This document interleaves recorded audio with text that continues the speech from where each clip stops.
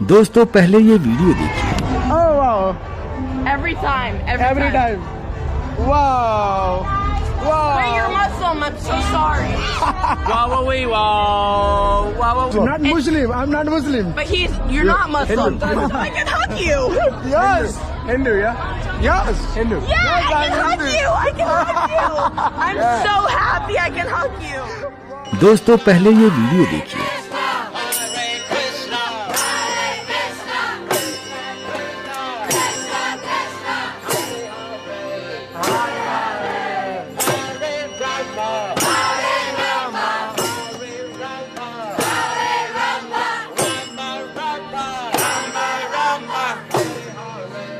ये वीडियो है लंदन का।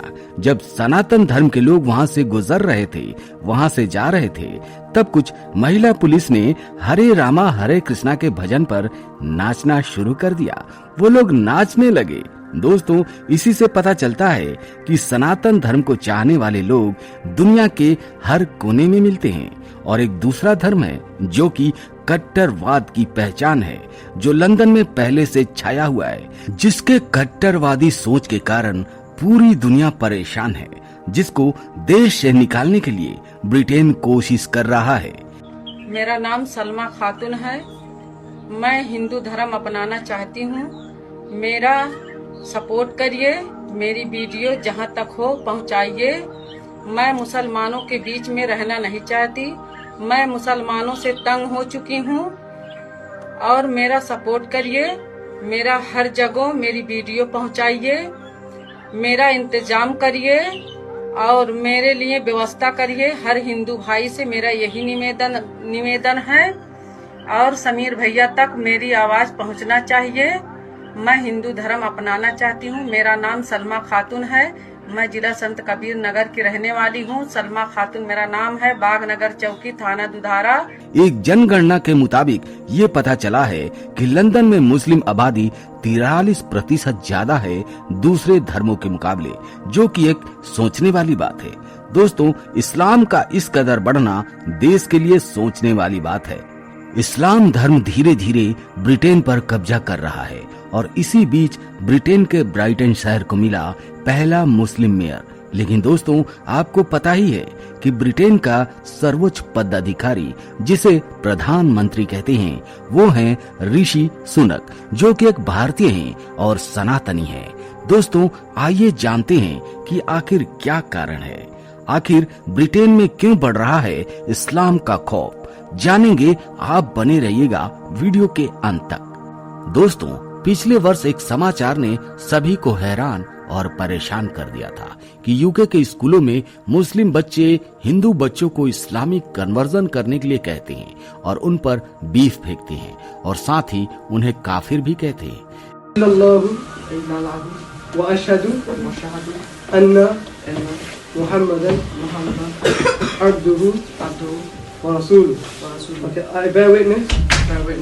That there is no God, but Allah, and I bear witness that Muhammad, peace be upon him, is his servant, and final messenger. Nare Takbir!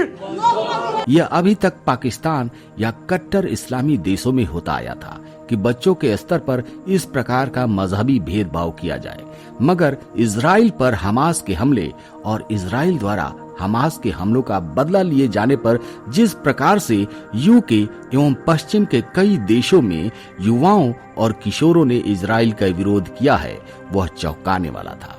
वहीं अब एक report निकल कर आ रही है जो एक और बड़े षड्यंत्र या खतरे की ओर संकेत कर रही है।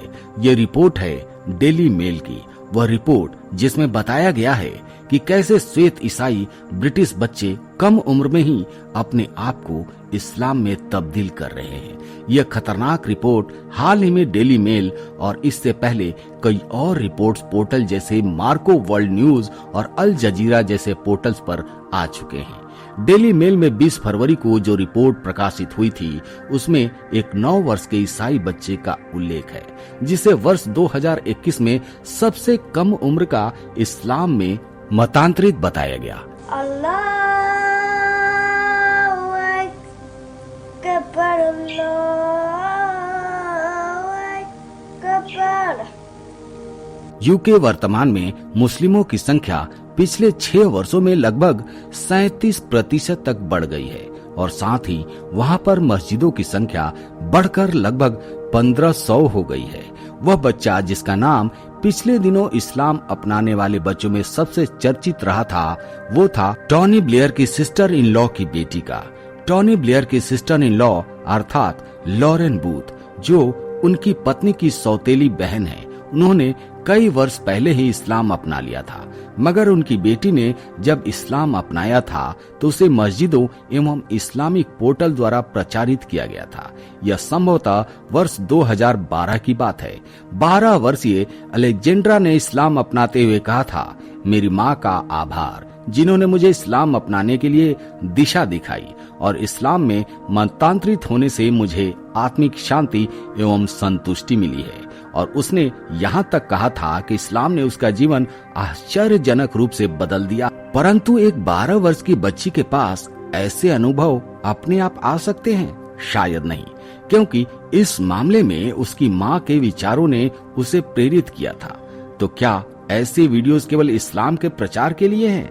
इन पर बात होनी चाहिए कि बच्चों के मस्तिष्क को प्रभावित करने वाले वीडियो अंततः किस प्रोपेगेंडा के अंतर्गत बनाए जा रहे हैं। दोस्तों, ये एक सोची समझी साजिश है और एक विशेष बात इस रिपोर्ट में कही गई है और वो है कि कई मस्जिदों ने ये कहा है कि वो इस्लाम में आने वाले हर युवा और बच्चे का स्वागत करते हैं, फिर चाहे वो टैटू बनवाए हुए हो या फिर अजीबोगरीब कपड़े ही क्यों न पहने हो।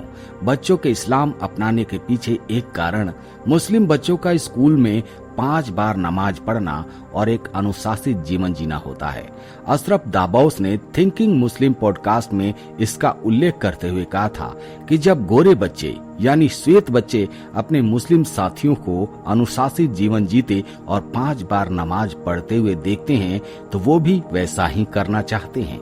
कारण कुछ भी हो दोस्तों, परंतु बच्चों का इतनी छोटी उम्र में अपना धर्म परिवर्तन कर लेना और उसका निर्णय ले लेना कहीं न कहीं हमें चौंकाता है। हालांकि ये निर्णय अपने आप नहीं होते, उसकी प्रेरणा उनके माता पिता ही होते हैं, जैसा हमने लॉरा बुथ की बेटी के बारे में पहले देखा था।